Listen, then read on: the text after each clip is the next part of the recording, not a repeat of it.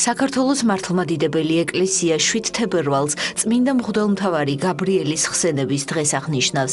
გაბრიელი ერისკაცობაში გერასიმე ქიქოძე 1825 წლის 15 ნოემბერს ოზურგეთის მაზრის სოფელ ბახვში მღვდელ მაქსიმე ქიქოძისა და მარიამ დგებუაძის ოჯახში დაიბადა. თბილისის სასულიერო სასწავლებლის დასრულების შემდეგ სწავლა ჯერ თბილისის, შემდეგ ფსკოვისა და პეტერბურგის სასულიერო აკადემიებში განაგრძო. 1856 წელს გარდაეცვალა მეუღლე და 5 შვილი. ამ წელსვე იგი ბერად აღიკვეცა და ეწოდა გაბრიელი. 1860 წლიდან ის უკვე იმერეთის ეპისკოპოსად აკურთხეს. მე-19 საუკუნე ეს ის პერიოდია, როცა მეფის რუსეთი თვითმპყრობელურ პოლიტიკას ატარებდა.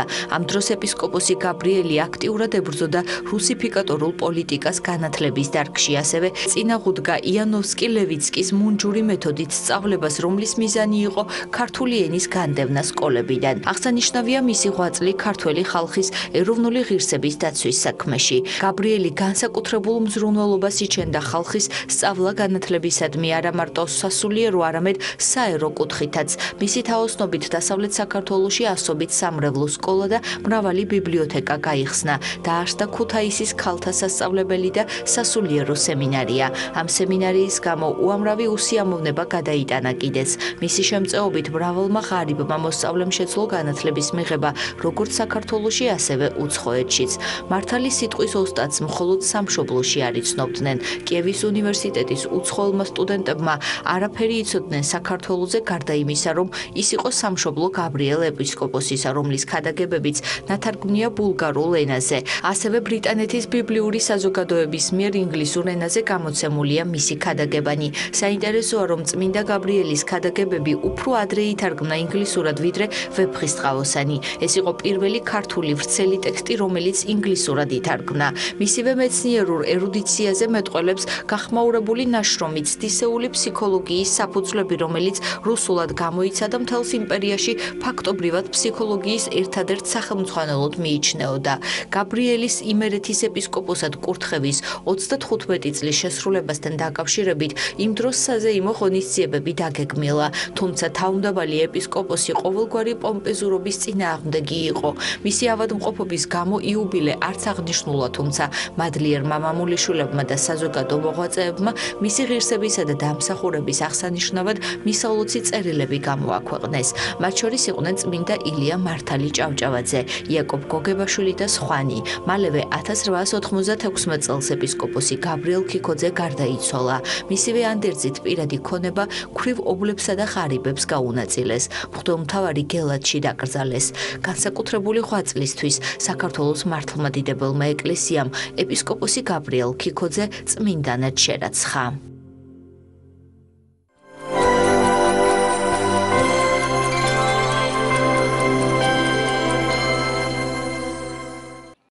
განათლებისა და მეცნიერების მინისტრი ალექსანდრე ჯეჯელავა მედიის წარმომადგენლებს შეხვდა და მათ მიერ დასმულ შეკითხვებს უპასუხა. უწყების ხელმძღვანელმა ყურადღება გაამახვილა პედაგოგთა გადამზადების საკითხზე. ასევე ისაუბრა როგორც დედაქალაქის, ისე სოფლებისა და მათ შორის მაღალმთიანი რეგიონების ზოგად საგანმანათლებლო დაწესებულებების და მათი პრობლემების შესახებ. ყურადღება გამახვილდა მანდატურთა სამსახურის, ასევე სკოლების ინფრასტრუქტურისა და სასწავლო პროცესში ფიზკულტურის გაკვეთილების მიმართ მეტი ინტერესის აუცილებლობის შესახებ. მე ამ წუთას საათების შესრულების ასპექტი იმდენად არ მაწუხებს, რამდენად მაწუხებს, ესე იგი, არის ამ ბავშვების აქტივობა თუ არა. მე ვნახე სკოლები, სადაც დარბაზი რო არ ქონდათ, საკლასო ოთახი, არ არის კარგი დარბაზი, არანაირად საკლასო ოთახი, მაგრამ იყო გამოყენებული და რაღაცას მაინც აკეთებდნენ. ვნახე ადგილები, სადაც როგორც კი ცოტათი კარგი ამინდი იყო გარეთ, აუცილებლად გარეთ სავალდებულო წესით რაღაცას აკეთებენ. ანუ იმის თქმა მინდა, რომ ჩვენი სამუშაოა, რომ დარბაზი და მოედანი ქონდეს ყველა სკოლას, თუმცა ამასაც გეტყვით, ეს საინტერესო სტატისტიკაა, რომ ჩვენ გვჭირდება დავთვალეთ 830 მილიონი ლარი იმისთვის, რომ ვისაც აქვს დარბაზი და გასარემონტებელია გაურემონტოთ და ვისაც არ აქვს დარბაზი აუშენოთ.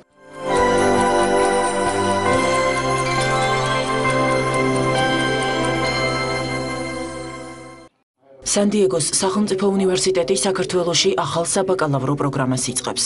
უმაღლესი სასწავლებელი ქართველ სტუდენტებს ცოდნის მიღების შესაძლებლობას სამშენებლო და სამოქალაქო ინჟინერიის მიმართულებით აძლევს. Როგორც შეხვედრაზე აღინიშნა 2017-2018 სასწავლო წელს სან-დიეგოს სახელმწიფო უნივერსიტეტი საბაკალავრო პროგრამებს კომპიუტერულ მეცნიერებებში, კომპიუტერულ ინჟინერიაში, ელექტრულ ინჟინერიასა და ბიოქიმიაში სთავაზობს. სტუდენტებს ასევე შესაძლებლობა ექნებათ ერთი სემესტრით ან ერთი წლით სწავლა კალიფორნიის კამპუსში განაგრძონ. ეს გახლავთ ძალზე მნიშვნელოვანი პროგრამა, რომელსაც აფინანსებს ამერიკის შეერთებული შტატების მთავრობის ათასლეულის გამოწვევის კომპაქტი. კომპაქტი გახლავთ გრანტი საქართველოსთვის იმისათვის, რომ ქვეყანაში განვავითაროთ შრომის ბაზრის მოთხოვნების შესაბამისი საგანმანათლებლო პროგრამები და დავეხმაროთ ქვეყანას. შეხვედრის მიზანია სამშენებლო სექტორის წარმომადგენლებს გავაცნოთ ახალი ამერიკული საბაკალავრო პროგრამები სამშენებლო ინჟინერიასა და სამოქალაქო ინჟინერიაში. აღნიშნული ინიციატივები ამერიკის შეერთებულ შტატებში სამშენებლო სექტორთან მჭიდრო თანამშრომლობით შეიქმნა, რათა კურიკულუმში გათვალისწინებული იყოს თანამედროვე ბაზრის მოთხოვნები. იგივე პრაქტიკა გსურს დავნერგოთ საქართველოში. ეს პროფესიები დასაქმების ბაზარზე ძალიან მოთხოვნადია, ამიტომ სტუდენტების ინტერესიც დიდია.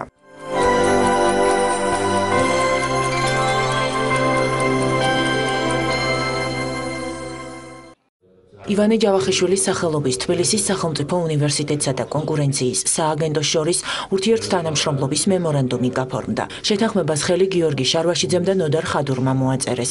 მემორანდუმის თანახმად მხარეები ერთობლივ ღონისძიებებს განახორციელებენ.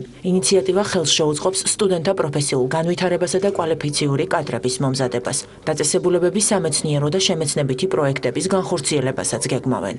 დღეს მოეწერა ხელი კონკურენციის სააგენტოსა და უნივერსიტეტის შორის ხელშეკრულებას მემორანდუმს, რომელიც ითვალისწინებს ძალიან ბევრ აქტივობას, მათ შორის სამეცნიერო პრაქტიკული კონფერენციების ჩატარებას და რასთავარია ჩვენთვის და საინტერესო და მისასალმებელი ჩვენი სტუდენტების სტაჟირებას კონკურენციის სააგენტოში. ჩვენ ვარაუდობთ, რომ ძალიან ბევრი მიმართულებით მოხდება ჩვენი თანამშრომლობა.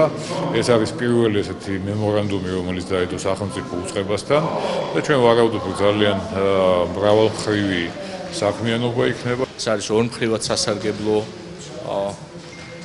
მემორანდუმი, ვინაიდან ითვალისწინებს როგორც თბილისის სახელმწიფო უნივერსიტეტის შესაძლებლობების გამოყენებას კონკურენციის განვითარების მიმართულებით ქვეყანაში, არა მარტო ეკონომიკური და იურიდიული თვალსაზრისით, არამედ სხვა მიმართულებებითაც და ასევე ითვალისწინებს კონკურენციის სააგენტოს შესაძლებლობების გამოყენებას უნივერსიტეტის პროფესორების კვლევის გაუმჯობესებაში, ასევე სტუდენტების პრაქტიკის, სტაჟირების, მათი პროფესიული ზრდის მიმართულებით.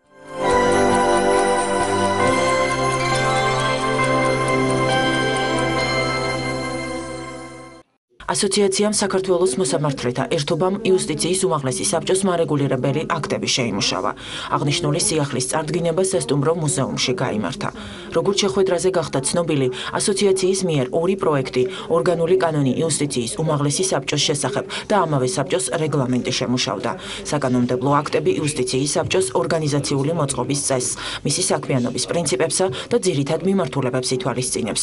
აღნიშნული სიახლე იუსტიციის საბჭოს დამოუკიდებლობის სტანდარტების გაუმჯობესებას ითვალისწინებს. მნიშვნელოვანი არის ამ დოკუმენტში ის, რომ იუსტიციის საბჭოს ხდება ნორმა შემოქმედებითი ორგანო, ანუ მას შეუძლია შეიმუშაოს ნორმატიული აქტი, მას უჩნდება ვალდებულება ანგარიშ ვალდებულება საზოგადოების წინაშე და ასევე უნდა იყოს დახვეწილი და გამჭვირვალე ყველა მისი მიღებული გადაწყვეტილება და თვითონ გადაწყვეტილების მიღების პროცესი. რა თქმა უნდა, გავეცანით კანონ პროექტს ჩვენი აზრით და ჩემი აზრით მას აქვს თავისი დადებითი და უარყოფითი მხარეები. ალბათ კანონ პროექტი სრულყოფილი დამუშავება უნდა მოხდეს და შესაბამისად ამის შემდეგ იყოს მიღებული. რა თქმა უნდა, იუსტიციის უმაღლეს საბჭოს აქვს შესაბამისი შენიშვნები, ამ შენიშვნებს ჩვენ გავაჟღერებთ დღევანდელ შეხვედრაზე.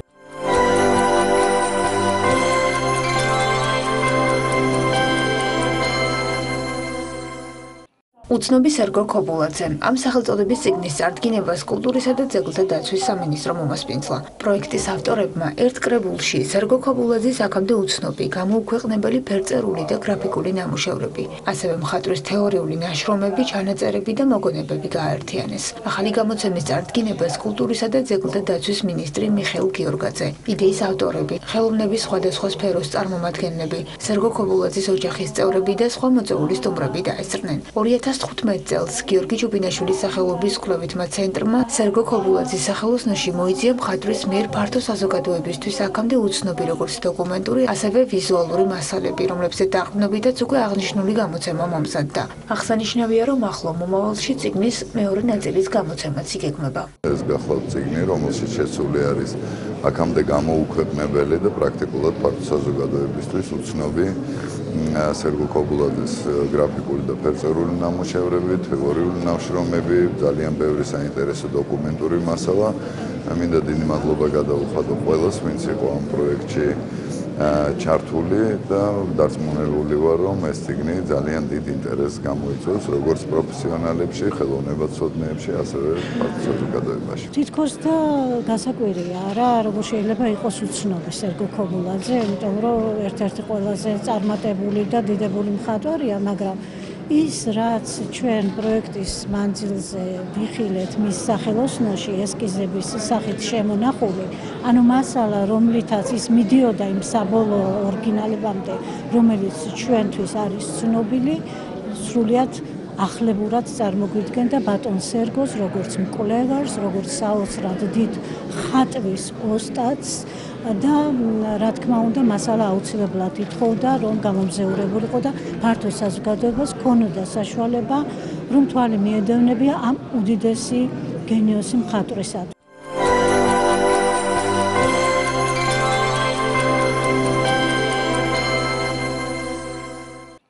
ბრაკონიერობის კიდევ ერთი შემთხვევა მოხდა დუშეთის მუნიციპალიტეტის სოფელ ჩარგლის მიმდებარედ.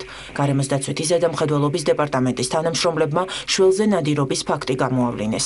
ამჯერად მონადირეთა 6-კაციანი ჯგუფი იდენტიფიცირებულია. გარემოს დაცვითი ზედამხედველობის დეპარტამენტის აღმოსავლეთ რეგიონალური სამმართველოს თანამშრომლებმა გამოავლინეს შველზე ნადირობის ფაქტი.